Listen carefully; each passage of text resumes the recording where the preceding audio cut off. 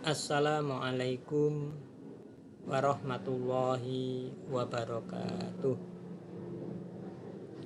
Alhamdulillah alladzi anzala sakinata fi qulubil mu'minin liyajdadu imana ma'a imanihim wa arsala rasulahu bil huda wa dinil haq liyudhhirahu ala dini kulli walau karihal musyrikun. Asyhadu an la ilaha illallah wahdahu la syarikalah wa asyhadu anna Muhammadan abduhu wa rasuluhu la nabiyya ba'dah. Allahumma sholli wa sallim wa barik ala Muhammad wa ala alihi wa sahbihi wa man tabi'ahum bi ihsanin ila yaumil qiyamah. Amma ba'd. Qala Allahu ta'ala fil Qur'anil Karim, a'udzu billahi minasyaitonir rajim. Ya ayyuhalladzina amanu kutiba alaikumus syamu kama kutiba alal ladzina min qablikum la'allakum tattaqun. Shadaqallahul adzim. Hadirin wal hadirat, bapak-bapak, ibu-ibu, saudara yang berbahagia. Mari kita melanjutkan kajian fikih Ramadan kita. Setelah kemarin kita sudah selesai membicarakan tentang fikih pra-Ramadan, sekarang kita masuk pada fikih saat Ramadan. Materi pertama yang bisa kita pahami tentang fikih saat Ramadan ini tentu adalah mengetahui landasan kita berpuasa dan juga mengerti apa yang dimaksud dengan puasa itu. Terkait tentang landasan kita berpuasa bulan Ramadan, saya yakin kita semuanya sudah hafal ayat ini karena sering disampaikan di saat Ramadan itu baru dimulai. Yaitu surat Al-Baqarah ayat yang ke-183 yang tadi di mukadimah juga sudah saya bacakan. Allah berfirman, A'udzubillahi minasyaitonir rajim.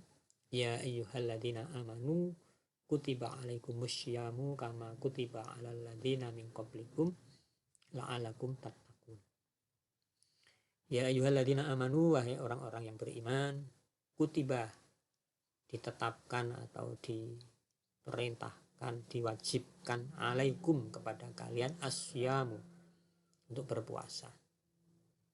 Di ayat ini memang belum disebutkan berpuasanya itu pada bulan apa. Tapi di ayat-ayat berikutnya nanti ayat 84, ayat 85 baru dijelaskan bahwa asyamu di situ adalah asyamu fi Ramadan, yaitu berpuasa di bulan Ramadan. Kama kutiba alal ladzina min qablikum, sebagaimana dahulu pernah diwajibkan, ditetapkan terhadap orang-orang sebelum kalian, la'allakum tattaqun, agar kalian menjadi orang yang bertakwa. Di dalam satu riwayat yang disampaikan oleh sahabat Abi Hurairah radhiyallahu an, yang mengatakan bahwa Rasulullah Shallallahu Alaihi Wasallam bersabda, Atakum Ramadhanu syahrum mubarak, faradallahu azza wa jalla alaikum siyamah. Atakum Ramadan, telah datang kepada kalian bulan Ramadan, syahrum mubarak, yaitu bulan yang penuh keberkahan. Faradallahu azza wa jalla, Allah azza wa jalla telah mewajibkan alaikum kepada kalian semua syiyamahu, untuk berpuasa di dalamnya. Kemudian Rasulullah SAW di hadis yang lain juga menjelaskan, Bunyal Islamu ala khamsin, syahadati alla ilaha illallah wa ana Muhammadan abduhu wa rasuluh wa iqamis sholati wa itaiz zakati wa hajjil baiti wa shaumi Ramadan. Rasulullah menyatakan bahwasanya Islam itu dibangun atas 5 dasar, 5 pondasi yang kemudian disebut dengan rukun Islam. Apa? Yang pertama yaitu syahadati alla ilaha illallah wa anna Muhammadan abduhu wa rasuluhu. Berikrar bahwa bersaksi tidak ada ilah kecuali Allah, dan bahwa Muhammad adalah hambanya dan juga rasulnya. Yang kedua, wa iqomis sholat, mendirikan sholat, wa itaiz zakat, membayar zakat, wa hajil baiti, dan menunaikan ibadah haji ke Baitullah, wa saumi Ramadan, dan berpuasa pada bulan Ramadan. Nah, bapak-bapak, ibu-ibu, hadirin wal hadirat yang dirahmati Allah, dengan melihat yang ke-183 atau surat Al-Baqarah ayat yang ke-183 yang diperkuat dengan hadis dari Rasulullah SAW, jelas bahwa landasan berpuasa itu masyru' atau berpuasa itu disyariatkan, diperintahkan. Karena itu sebagai seorang muslim yang taat, yang patuh, maka itu nanti bulan Ramadan hadir, maka mari kita laksanakan ibadah puasa selama 1 bulan penuh di bulan Ramadan. Nah, bapak-bapak, ibu-ibu, hadirin wal hadirat yang dirahmati Allah, lantas apa yang dimaksud dengan puasa itu? Secara kebahasaan, puasa itu asyam atau as-saum yang mempunyai arti al-imsak, yaitu menahan diri dari sesuatu yang diinginkan. Sehingga puasa atau saum itu pada dasarnya adalah upaya untuk menahan diri, mengendalikan diri dari segala sesuatu yang diinginkan. Sementara secara istilah, terminologisnya, puasa itu adalah upaya menahan diri dari makan, minum, hubungan seksual suami istri, dan segala hal yang membatalkan atau merusak pahala puasa sejak dari terbit fajar hingga terbenam matahari dengan niat semata-mata mencari keridhaan Allah Subhanahu wa Ta'ala. Nah, itulah makna dari berpuasa. Jadi berpuasa itu adalah menahan diri dari segala sesuatu, tapi secara isi hal-hal yang membatalkan dan hal-hal yang merusak pahala puasa sejak terbit fajar sampai terbenam matahari, dan dilakukan semata-mata mencari keridhaan Allah Subhanahu wa Ta'ala. Nah, terkait tentang puasa ini ada satu hal yang menarik yang disampaikan oleh Imam Al-Ghazali ketika beliau membagi tingkatan orang berpuasa. Di dalam kitab Al-Ihya Ulumuddinnya beliau menyampaikan bahwasanya tingkatan orang berpuasa itu terbagi menjadi 3. Yang pertama beliau katakan yaitu tingkatan puasanya orang awam. Orang awam itu orang yang tidak mempunyai banyak pemahaman, orang yang tidak tahu ilmu tentang puasa. Nah, bagaimana orang awam yang tidak punya pengetahuan, tidak punya ilmu tentang puasa ini di dalam berpuasa? Dijelaskan oleh Imam Al-Ghazali bahwa puasanya orang awam itu ya hanya sebatas menahan diri dari makan, minum, dan melakukan hubungan suami istri di siang hari, mulai dari terbit fajar sampai maghrib. Jadi mereka berpuasa itu ya hanya dalam 3 hal itu. Tidak makan, tidak minum, tidak melakukan hubungan suami istri di siang hari. Tapi mereka tidak berpuasa dari hal-hal lain.